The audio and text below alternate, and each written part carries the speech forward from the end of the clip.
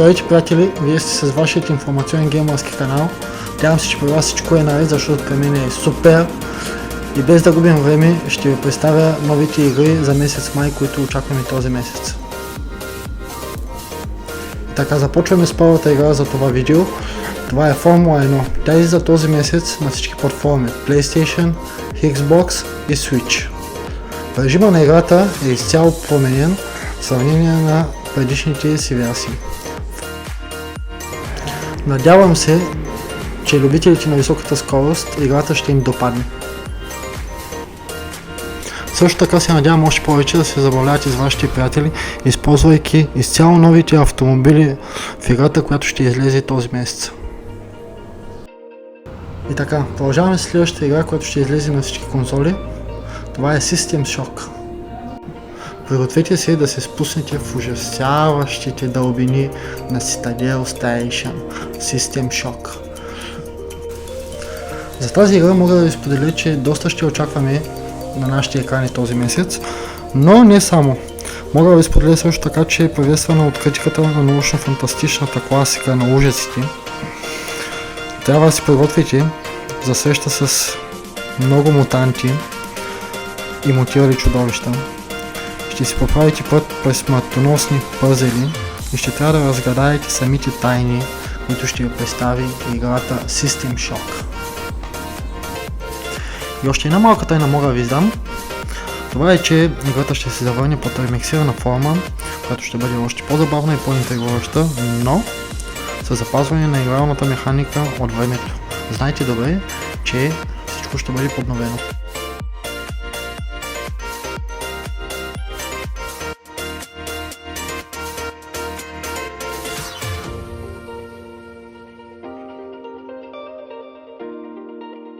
С голямо въодушевление ви представям Hellblade 2. В играта продължението на сагата Hellblade Senua Sacrifice се вижда Сенуа, млада жена викинг, да се завръща в брутално пътешествие за оцеляването през мита и мъките на викингска Исландия. Решена да спаси онези, които са станали жертва на ужасната тирания, Сенуа е изправена пред битка за преодоляването на тъмнината отвътре и отвън.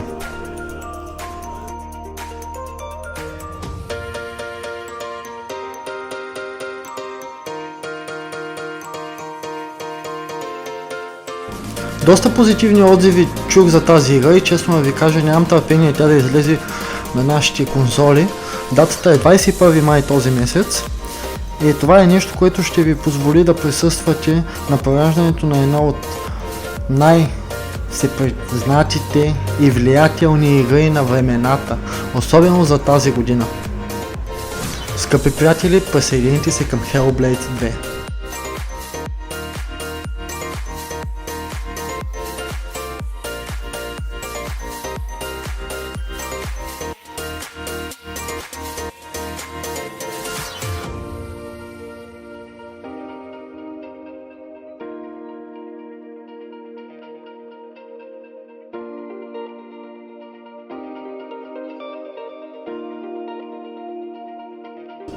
Следващата игра се казва Die by the Blade.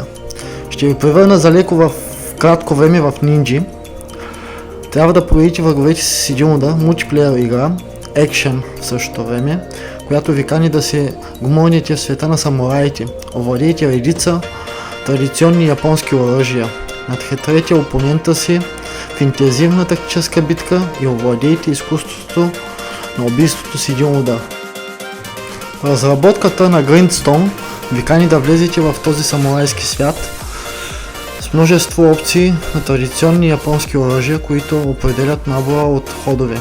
Използвайте сложни и методични стратегии, за да надиграете враговете си в интензивна тактическа битка, за да овладеете това изкуство, което ви казах, изкуството да убивате с един удар.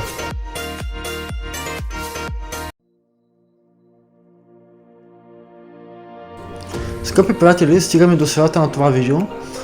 Ето, че дойде моментът, в който да ви помоля да се абонирате за моя канал, да харесате и споделите с ваши приятели и естествено палецът нагоре би ми показал само, че това видео ви харесва и се справям добре с което ви показвам. Благодаря ви и ви очаквам в следващите ни моменти.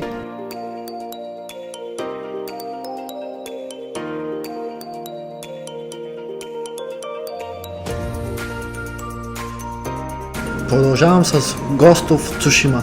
Едно от най-добрите преживявания, каквито може да ви предложи приключенската версия на Призракът на Цушима.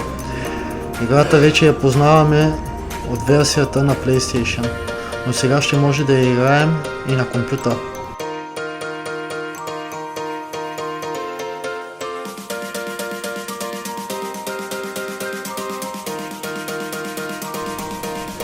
Малък плюс, който ще попадне на мнозина, е, че освен индивидуалната игра, ще може да се играе и в отборна максимално по 4 играча.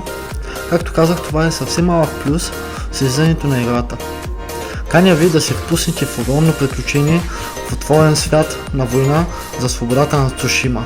Това е Ghost of Tsushima.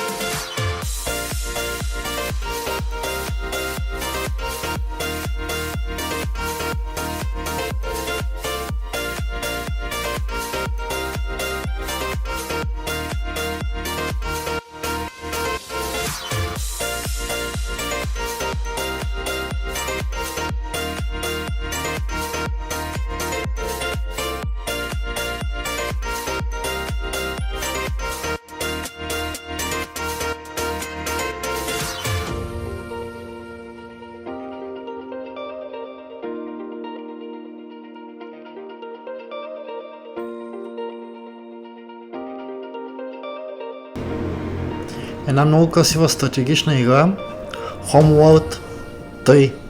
Тактическа, красива и напълно уникална RTS се завършва с Homeworld 3.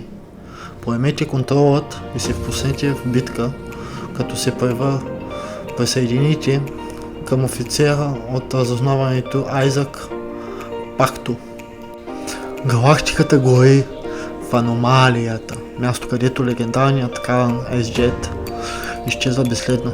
Космическите кораби са повредени и следователно ще трябва да помагате.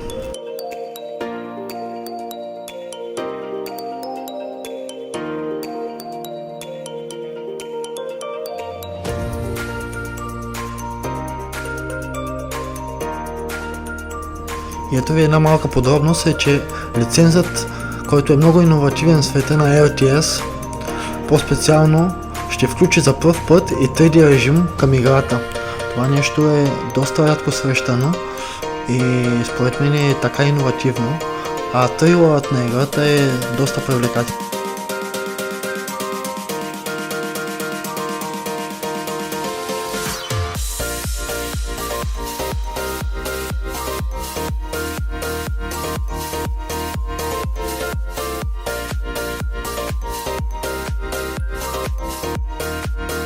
Продължаваме с една от предпоследните игри за това видео, скъпи приятели, която се казва V-Rising. Събудете се като вампири след вековна дрямка, свят, който ви е забавил. Гладни и изсъхнали, възстановете силата си и се издигнете до величие в фантазията на V-Rising. Излизаща на PlayStation този месец, която вече познаваме на нашите компютъри, излязла преди 2 години. Прекусете богато отворен свят в динамичен цикъл на дневна светлина, придържайки се към сенките, за да избегнете изгарянето от слънцето. В тази игра за оцеляване на вампири, динамична Динамичните действия ще са добре оценени. Лов на кръв, за да получите мощна магия. Добре дошли в светът на Legacy of Castlevania. Само да ви загадна, че както може да разберем, това е игра за оцеляване на вампири и е аркада.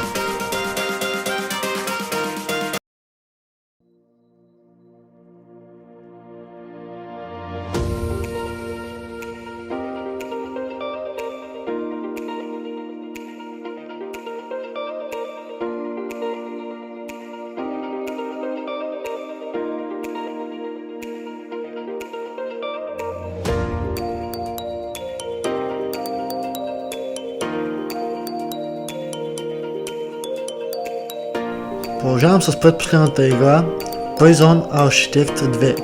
Играта се завръща на екраните не в 2D игра с пикселно изкуство, но с подобрен 3D вариант. Целта на играта, както разбирате под името Architect Prison, ще трябва да построите, проектирате, разработите и персонализирате собствения си затвор. За да избегнете затворниците да се нараняват, ще трябва да управлявате абсолютно всичко. Всичко от дизайна на затвора, време на ежедневните графици, както и разпоредби, трябва да гарантирате, че вашият затвор е безопасен и обезопасен, автономен и защитен, за да избегнете преливането на затворниците. Играта ни дава възможността да поемем контролът над сградата и управлението на затвора с максимална сигурност.